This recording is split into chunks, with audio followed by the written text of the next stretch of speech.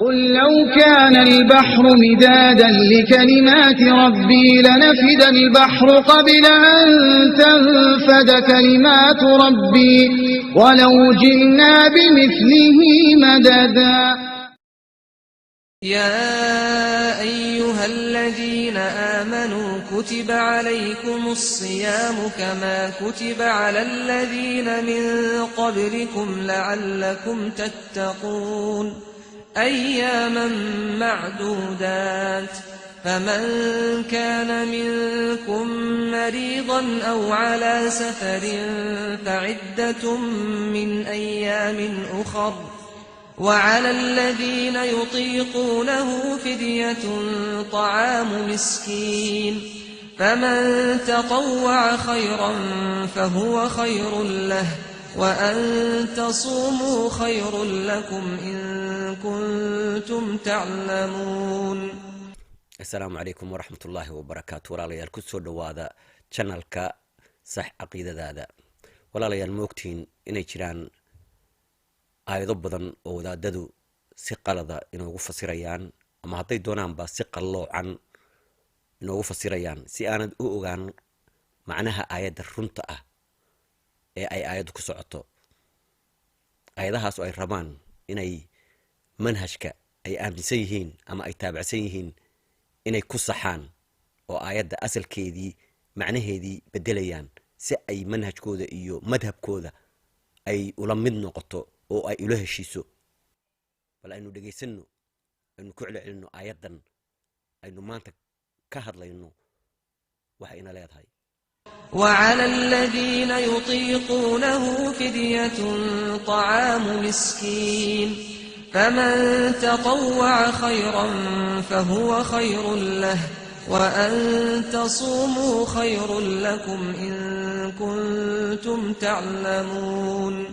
وعلى الذين يطيقونه فدية طعام مسكين فمن تطوع خيرا فهو خير له وأن تصوموا خير لكم إن كنتم تعلمون. walaalayal aynu isla eegno sida ay wadaadada carabtu aayadan u fasirayaan oo ay fasiraadooda hadba mar u bedelayaan. daawasho wanaagsan. وقال بعض أهل التفسير بل الآية محكمة غير منسوخة ومعنى يطيقونه لا يطيقونه. فلا من الألفاظ الخفيفة في لغة العرب فلذلك تثبت في نية الحذف وتحذف في نية الإثبات. وعلى الذين يطيقونه قال بعضهم هنا لا مقدرة وعلى الذين لا يطيقونه لا يتحملونه.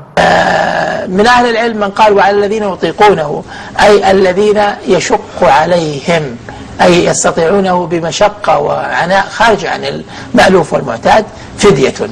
هكذا قال جماعة من أهل العلم.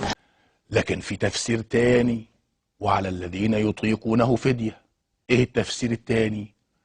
قال وعلى الذين يطيقونه فدية هنا في حرف نفي محذوف القرآن لم يضعه، ولكن الرجل العربي اللي هو صاحب الذوق السليم كده زي ما تقول بالفراسة بالبداهة بالذكاء يقول بأن هنا في حرف لا ناقص. وعلى الذين يطيقونه فدية أي وعلى الذين لا يطيقونه فدية، اللي ما يقدروش عليه، اللي مش قادرين يصوموا. طب جبت منين وعلى الذين لا يطيقونه زودت لا، رغم انك تفتح المصحف ما تلاقيش حرف لا. لكن الفقيه يقول لازم نقدر كلمة لا هنا محذوفة، لأن اللغة العربية بتعطي الحق للمتلقي اللي هو سيادتك. انت المتلقي، جاي لك الخبر، جاي لك النص، فلما تلاقي الكلام كده مش تمام ولازم ينضبط بزيادة حرف أو نقص حرف، تحطه بإرادتك، تضيف في كلام الله ما ليس فيه، حاشا لله. لا، انت بتضيف للمعنى لأن أنت يا متلقي سيد في فهم النص بالطريقة اللي تشعر فيها بأن دينك كامل وبأن قلبك مرتاح. walaalayaal wadaadadan waxay rabaan inay ga dhaadhiciyaan inay kelmadda laa ay meesha ka maqan tahay oo asalkeedu ay tahay laa yutiiquunahu. laa oo aan meesha ku jirin ayay rabaan inay khasab ku geliyaan. taasuna waxay bedelaysaa macnihii aayadda oo dhan bay bedelaysaa.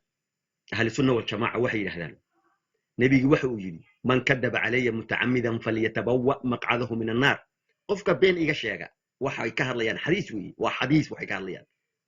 qofka been iga sheega kursigiisa aakhiro cadaabta meel buu u yaalla. ka waran qofka kitaabka ilaahay wax ku dara ama wax ka jara. waxay yidhaahdeen aayadda yutiiquunahu waxa ka maqan laa yutiiquunahu, laa baa ka maqan. sidaa daraaddeed ilaahay wuxuu ka wadaa halkan qofkii aan kari karin. laa yudiiquunahu, laa baa ka maqan. waxay ku magacaabaan laa almakhfiya, way ka jareen. ilaahay hadduu rabo inuu laa ku daro mayaga ka xikmad badan mise ilaahay wuu ilaaway, waciyaadu billah. waxayna leeyihiin laa baa meesha ka maqan. khasab bayna rabaan si ay ula heshiiso aayaddaasu madhabkooda iyo manhajkooda ayay rabaan inay laa khasab ku geliyaan qur-aanka ilaahay. ilaahayna hadduu rabo inuu laa ku daro wuu ku dari kari lahaa. iyada oo shiicada qaladkoodu aad iyo aad u badan yahay, haddana wadaadka soo socda ee ahli shiicada ah wuu la yaaban yahay sunnada sida ay ugu ciyaarayaan qur-aanka ilaahay ee ay rabaan inaanay kelmad ku jirin ay u geliyaan qur-aanka ilaahay. bal daawada wadaadka shiicada ee la hadlaya wadaadada sunnada. وعلى الذين يطيقونه فدية طعام مسكين. من هؤلاء وما معنى يطيقونه؟ هناك كلام يأتي عند بعض المفسرين كلام غريب، يعني الإنسان يتعجب شلون يقولون هالشكل شيء. مثلا هنا هذه الآية وعلى الذين يطيقونه، بعض المفسرين قد يجي يقول المقصود لا يطيقونه. المقصود بكلمة يطيقونه يعني لا يطيقونه، ما يقدرون. ومن يجي إلى قوله تعالى لا أقسم بهذا البلد يقول المقصود أقسم بهذا البلد. يعني هذه من الأعاجيب أنه آية ما فيها نفي هو يحط لها نفي، آية فيها نفي يقوم يشيله. يعني من كيف يتلاعب بالقرآن هالشكل. بالتفاسير في كثير من التفاسير تشوفون هالشكل حكي لا أقسم بهذا البلد، يقول إيه يعني أقسم، ليش يعني بأي مناسبة؟ لو أنزلنا هذا القرآن على جبل لرأيته خاشعا متصدعا من خشية الله وتلك الأمثال نضربها للناس لعلهم يتفكرون.